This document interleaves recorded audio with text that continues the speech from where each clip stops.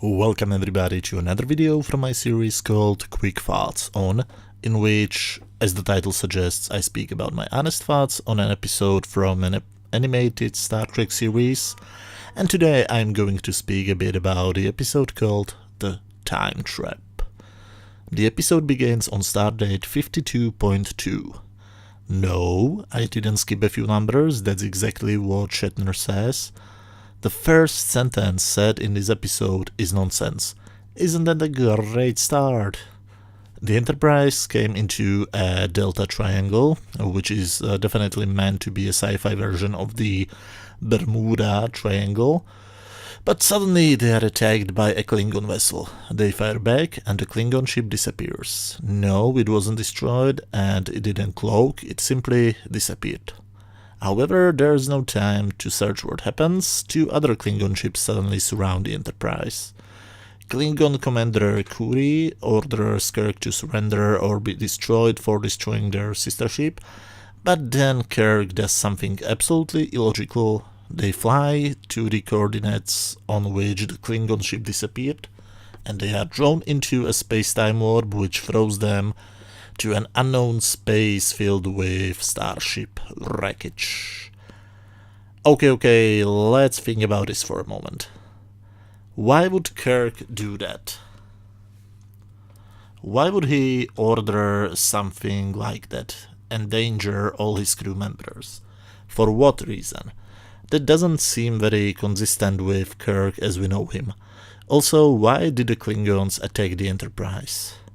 They attacked her many times before, but every single time they had a good reason for it and we got an explanation, but this time they just attacked them because the plot demands it. Anyway, Kor, the commander of the Klingon ship Klotos, tries to attack the Enterprise even in this second quote-unquote space, but both him and later Kirk get transported to a room full of strange aliens. They, and therefore we, are informed that these are members of the ruling council. The place is called Elysia. They are in some other space. Insert technobabble explanation here.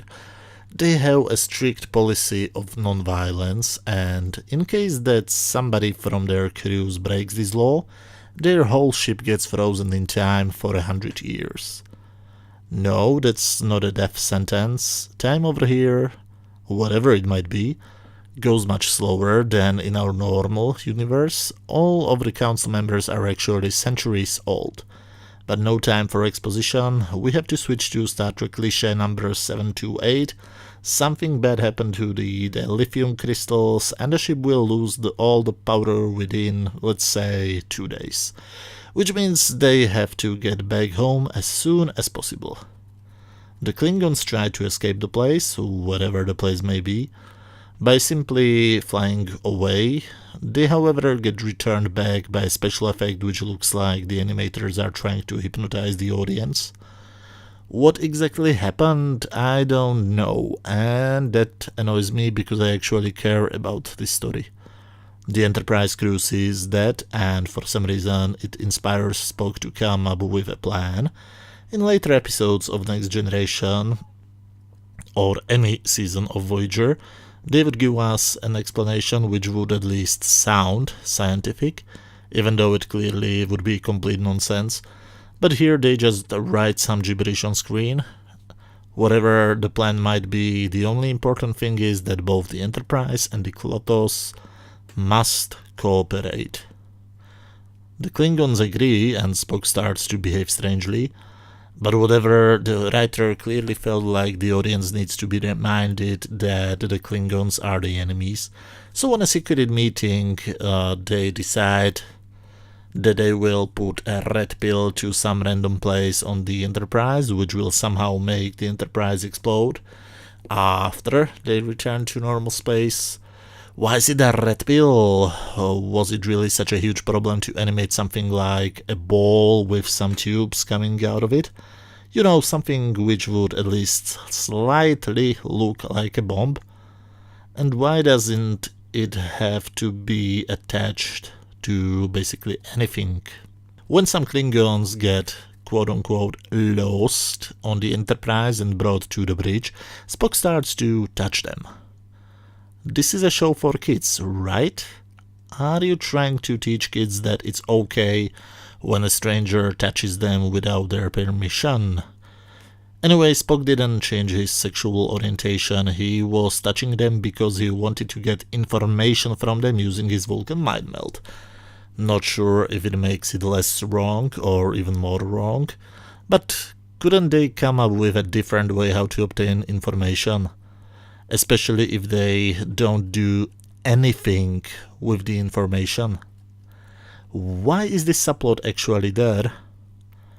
They join the two ships and it's animated in such a way that it looks like the Enterprise is raping the Klingons. Or maybe it's just my perverted mind. They wouldn't put any sexual innuendos in a kids show, right? Let's go to some next scene, which contains the Orion leader of the council performing an erotic dance to the delegates. I don't really know why, but that just seems wrong.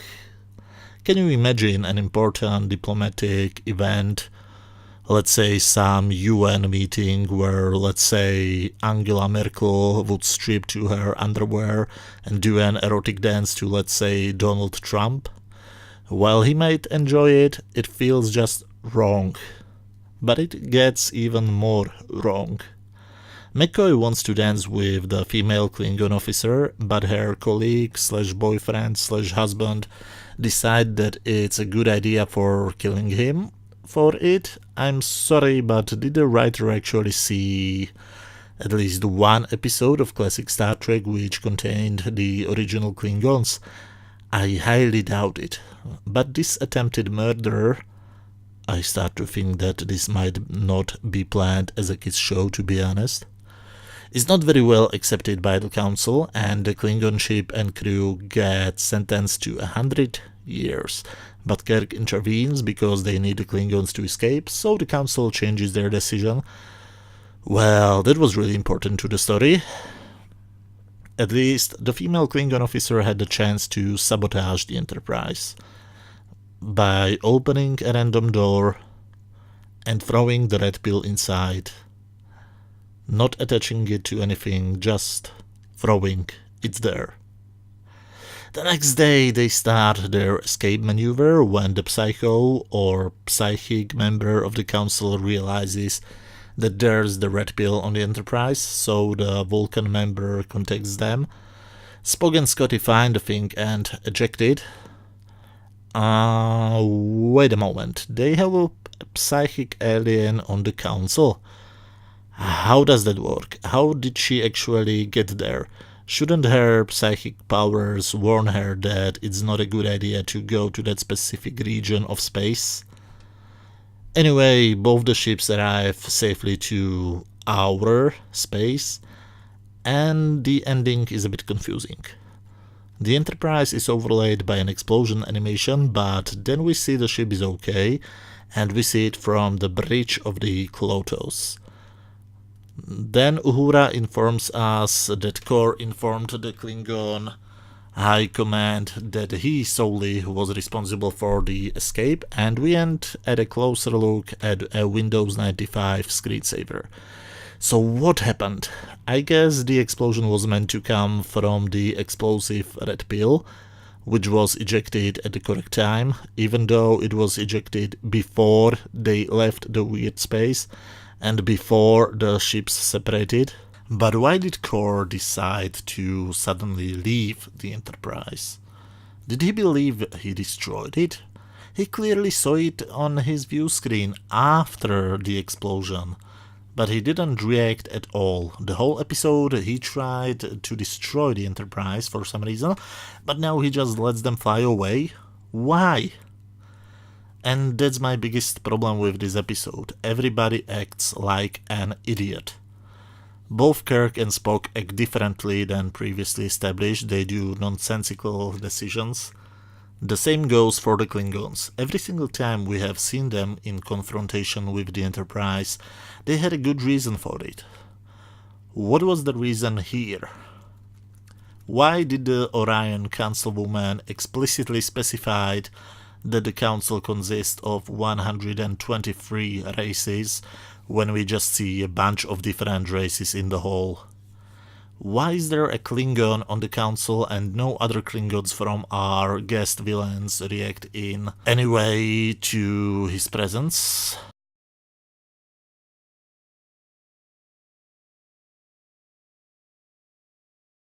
And during the 1000 years they were there, nobody even thought about joining two ships in an attempt to leave. Spock came with the plan within the first day. No other Vulcan had the same idea. There are clearly Vulcans there, one of them is even on the council.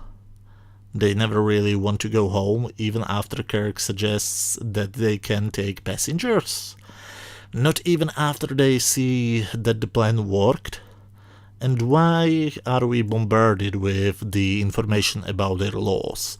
We see the main law getting broken, but there is no punishment for it. I love the concept. The Enterprise gets stuck in a sci-fi version of a Bermuda Triangle, and to get out there, they have to cooperate with their enemy. Sounds like a really good Star Trek premise, but it just feels unfinished. It's like they took the very first draft, and instead of heavy rewrites, they simply shot it. And some sources claim that the concept is stolen from a comic book, which was released less than a year before this episode aired. It was called Museum at the End of Time. I haven't read it, so I can't say if this is true or not, but from what I heard about the book online, it really sounds like the plot is almost identical.